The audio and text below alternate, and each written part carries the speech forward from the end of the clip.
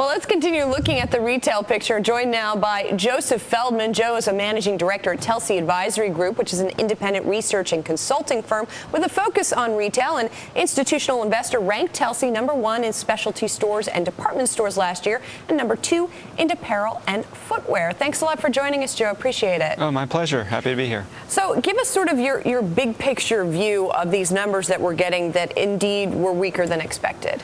Well, clearly weaker than expected. What we did notice were people were buying closer to need. That was a constant refrain we heard from a lot of the retailers. Also the fact that we are seeing a bit of a bifurcation in the consumer, where we're seeing that kind of upper to middle income customer actually doing okay in shopping. You know, Costco did well, Target was in line, and the other day Whole Foods reported good numbers, while at the other end, on the more value-oriented line, like the Aeropostales of the world, didn't do as well. So are you seeing any indications that that gap is somehow going to be closed? I mean, certainly the other economic data we've gotten recently hasn't been terribly encouraging. Well, for now, we're seeing that gap is likely to stay somewhat wide. I think what's going to narrow it is we need to see the employment picture get a little bit better. But, you know, that middle to upper middle class customer has been employed, is currently employed, not really worried about losing their job at this point, which they were a year ago, and they're able to spend a little more, and you're seeing that. You're seeing travel pick up a little bit, dining out a little bit more, whereas that middle to lower income customer has still been under pressure. They're still fighting for jobs, and there's definitely that split, what we're seeing.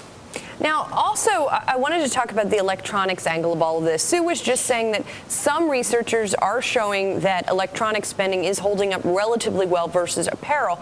But your checks are actually showing that electronics, some of these retailers, the big retailers, is not necessarily doing that well. Yeah, it's funny. It's in contrast to some of that data. You know, when you listen to Costco, Target, BJ's, all of which reported today, for the past several months, they've been talking about electronic sales being under pressure for them, that they've not seen pickups. Costco, however, did say that the decrease was a little less than it was the past couple of months, but still a decrease. So we're not really seeing that. Perhaps some market share is going to Best Buy or to Amazon, but for the most part, it's a little contrary to some of the data that you had quoted before. Now, when you talked about the sort of quote-unquote lower-end retailers, the discount retailers and such that maybe are a little weaker right now, I mean, wouldn't they be sort of gaining market share from the mid-range, for example, in this type of environment? Yeah, one would think that would be the case. And at the farthest end of the spectrum, in theory, the dollar stores, they've actually held up pretty well. I think it's anybody that's just a touch above that, up into that middle range, where it's been a little more difficult. I mean, if you look at JCPenney's numbers today, they were actually pretty weak relative to expectations. And speaking of JCPenney and speaking of some of these other stores that aren't doing as well, I mean, is this sort of just a normal cyclical effect that you expect during this kind of economy, or are any of these retailers in more trouble as a result of these weak sales? Well, you know, I think the retailers, the benefit that they have over the past couple of years actually is that they've become much more efficient operators. They've controlled inventory much better. Their expense structures are lower. Their balance sheets are stronger.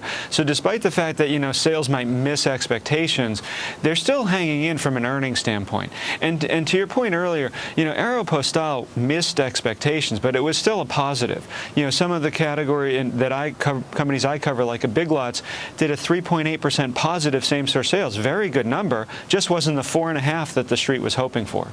So we are still seeing growth here. I mean, in the overall growth, that the chain store, the International Council of Shopping Centers, was still 2.8% growth. It just wasn't the 3 or 4% that they were looking for. Absolutely, yeah. We are still seeing growth, and we still think, you know, look, people will be out shopping for back to school. All the survey work indicates that people will be spending a little bit more than last year. It's, you know, surveys, people say one thing and do another. But we are seeing that closer to need purchasing, and it still has been unseasonably warm in certain parts of the country. Also, those parts of the country that go back to school a little later haven't really started that shopping just yet. So it might be a little bit later. Okay, Joe, thanks so much. Joe Feldman with Telsey Advisory.